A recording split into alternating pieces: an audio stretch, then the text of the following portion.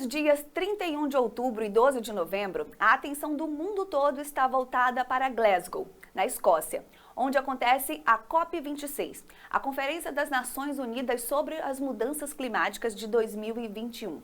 E nós veremos as consequências dessas mudanças que já afetam a vida de bilhões de pessoas em todo o planeta.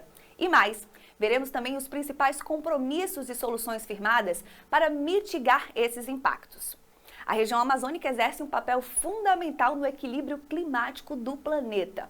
E por isso, a Fundação Rede Amazônica convida você para ouvir as principais vozes sobre esse assunto aqui no Repensar Amazônia COP26. E o palestrante de hoje é o Dr. Adalberto Luiz Val, que é biólogo, professor universitário e pesquisador no Instituto Nacional de Pesquisas da Amazônia, o INPA. Olá, eu me chamo Adalberto Val, sou pesquisador do INPA, sou vice-presidente da Academia Brasileira de Ciências para a região Norte, sou coordenador do INCT ADAPTA, o INCT quer dizer Instituto Nacional de Ciência e Tecnologia, e nesse momento que o mundo para e se volta para Glasgow para discutir o importante problema que o mundo vem enfrentando com relação às mudanças climáticas, eu trago aqui para vocês uma pequena reflexão sobre a Amazônia, que precisa, na realidade, de um compromisso permanente. Deixo aqui dois endereços, o meu e-mail, dalval@impa.gov.br, e o meu Twitter, val_amazon. Se você quiser entrar em contato, perguntar ou discutir, a gente está à disposição. Quando a gente fala sobre a Amazônia, a primeira questão que vem é: o que é a Amazônia? A nossa tendência é pensar na Amazônia como um espaço pequeno. Mas, pelo contrário, a Amazônia tem dimensões continentais. E ela reflete uma história muito longa, de mais de 65 milhões de anos. Essa parte vermelha que a gente vê nesses mapas mostra desde o primeiro lá, quando começa o levantamento da Cordilheira dos Andes, cerca de 65 milhões de anos atrás, até o momento atual, quando a cordilheira está completa, mas continua ainda com os seus movimentos. Portanto, a Amazônia é uma história de movimentos tectônicos e de mudanças climáticas. Nesse período que a gente tem aí, de 65 milhões de anos, a gente já tinha muitos organismos vivendo na Amazônia. Por exemplo, os peixes. Essas setas verde e rosa indicam os momentos que a gente teve o aparecimento dos principais grupos de peixes que a gente tem na região. E isso aconteceu antes desse processo de formação completa da Cordilheira dos Andes. Portanto, esses organismos que estão vivendo aqui na Amazônia, principalmente os peixes, mas também as plantas, outros vertebrados, já existiam aqui quando essa região começou a ser formada. Como eu disse, a gente precisa pensar a Amazônia como uma região de dimensões gigantescas, né? A Amazônia, o bioma amazônico, se estende por todos os países do norte da América do Sul, né? E ocupa a maior parte do território brasileiro, cerca de 60% do território brasileiro, representada aí nesse gráfico do meio por essa parte verde comparativa à parte vermelha do mapa do Brasil.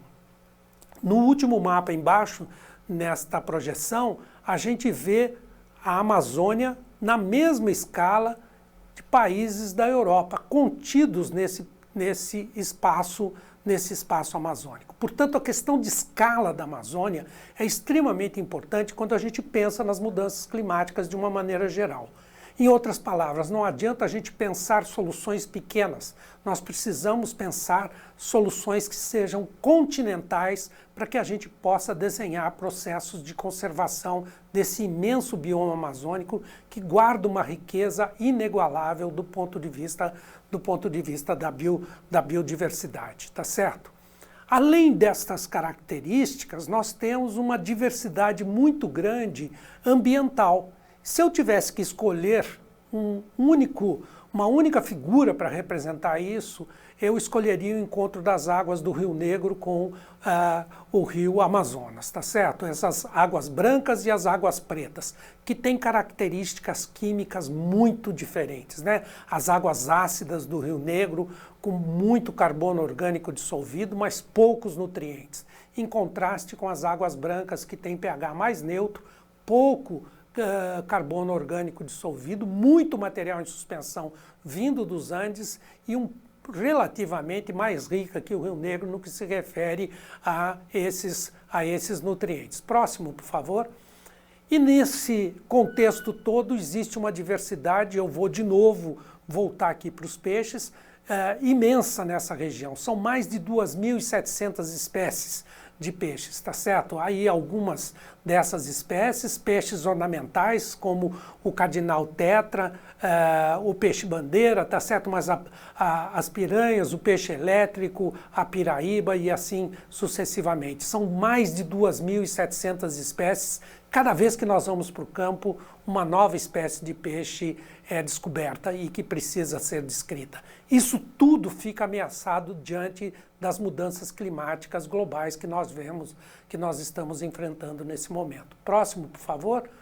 Também nós não podemos esquecer, é vital que mencionemos isso. Nós temos uma população apenas do lado amazônico, do lado brasileiro da Amazônia, de cerca de 25 milhões de pessoas, que geram cerca de 9% do PIB brasileiro. Essas pessoas, junto inclusive com as dos demais países amazônicos, têm uma identidade regional extremamente característica, que são alguns dessas características mencionadas aqui: baixo IDH, né, o Índice de Desenvolvimento Humano, matriz cultural comum, são mais de 300 grupos indígenas habitando essa região, uma baixa densidade demográfica, muito das pessoas que habitam a Amazônia moram em torno das cidades ou nas cidades de uma maneira geral, tá certo? Então uma alta concentração urbana, né? Se a gente tivesse que resumir essas características, a gente pode dizer que a Amazônia é um eldorado de diversidades ambiental, biológica e cultural.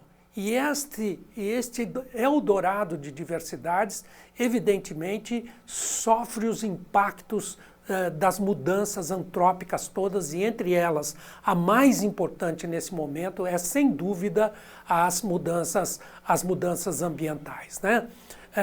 Mas um aspecto importante que a gente precisa mencionar aqui é a informação que esses organismos todos que habitam a Amazônia foram, na realidade, concentrando ao longo desses 65 milhões de anos que tem desde o começo do levantamento dos Andes até hoje, tá certo? Acessar essas informações é de vital importância para a nossa qualidade de vida, tá certo? Toda vez que a gente destrói uma parte do ambiente, quer seja por queimadas, por desmatamento, nós estamos perdendo essas informações que podem ser extremamente úteis para a nossa qualidade de vida, tá certo? Alguns exemplos aqui o que a gente tem nas frutas tropicais de uma maneira geral. A gente vê as frutas como componentes da alimentação humana, mas existem alguns compostos que estão escondidos nessas frutas que têm um valor extremamente grande, como é o caso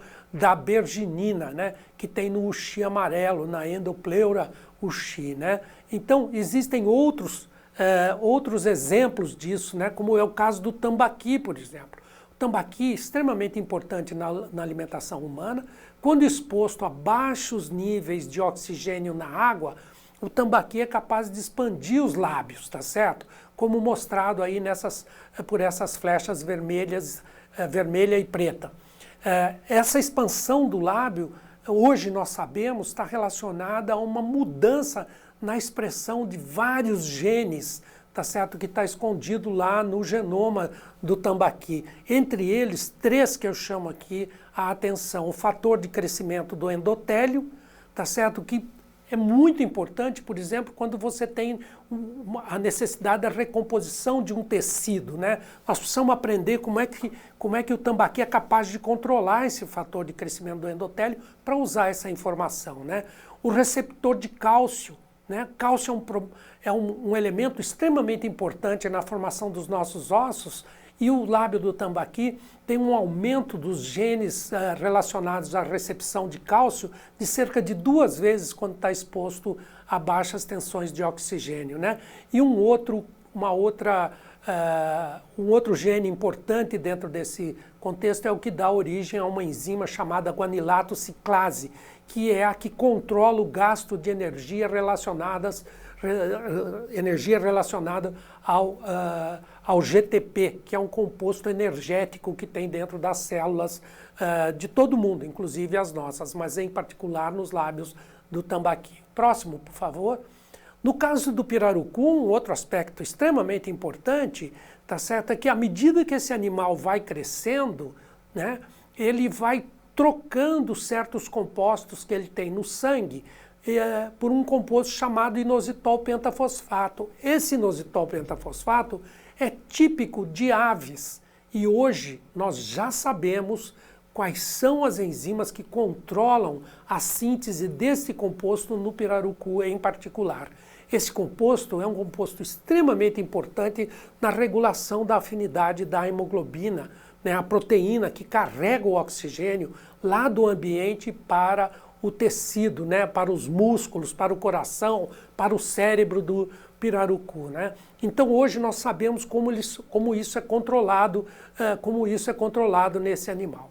Quando a gente destrói o ambiente, tá certo?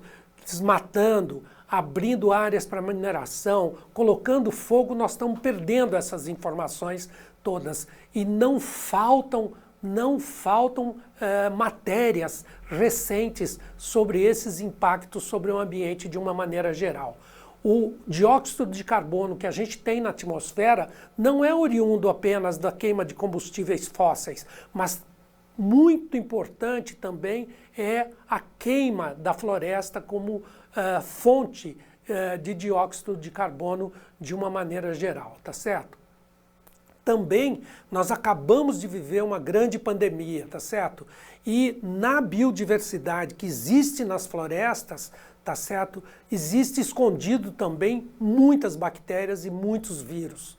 Nós não conhecemos todos eles, tá certo? E toda vez que a gente coloca fogo nessa floresta ou que a gente invade essa floresta para derrubar, nós entramos em contato com esses vírus e voltamos para a cidade e colocamos em risco as pessoas, porque existem muitos desses organismos que podem causar doenças lá na diversidade escondida na floresta, né?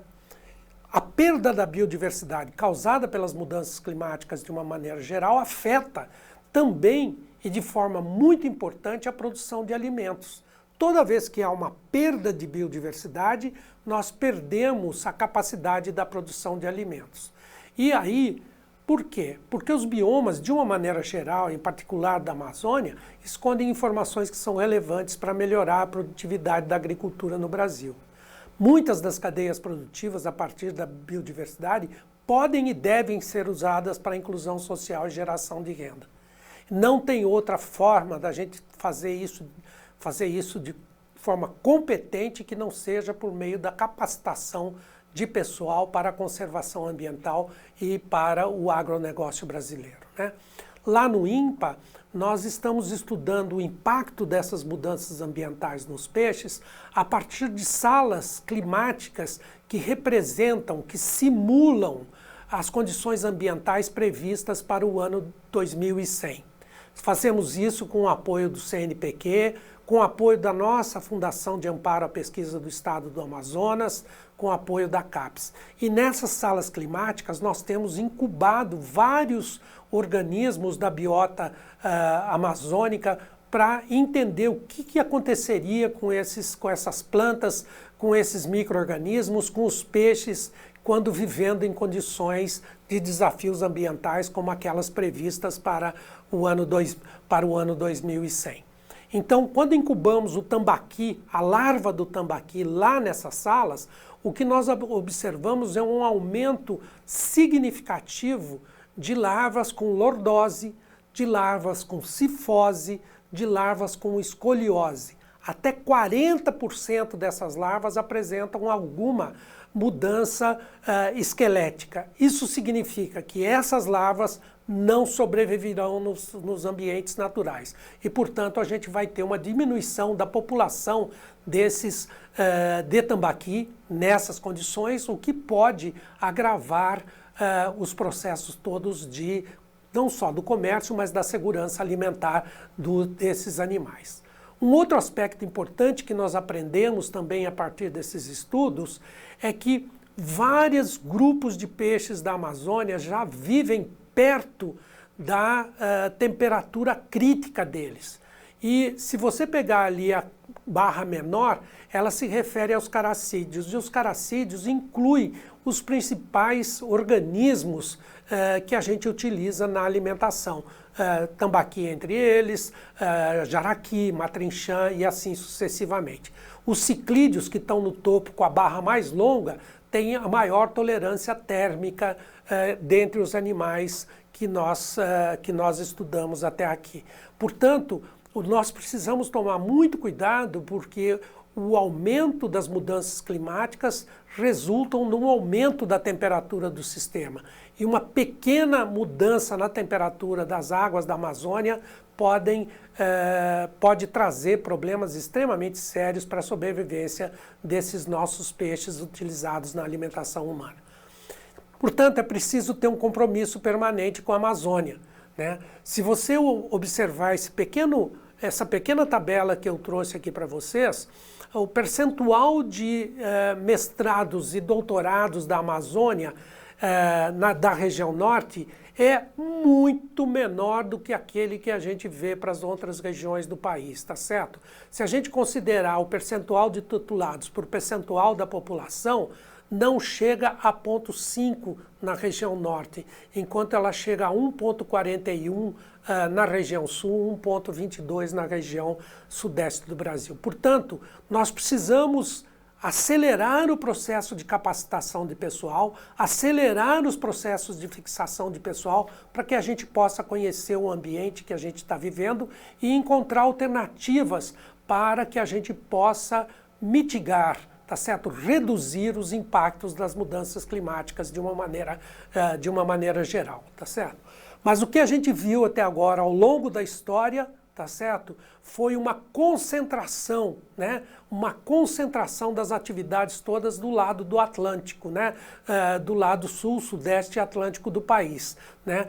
Como quer seja considerando lá no mapa verde a presença de institutos de pesquisa, quer seja grupos de pesquisa no mapa cinza ou nos mapas claros embaixo, a partir de várias outras iniciativas.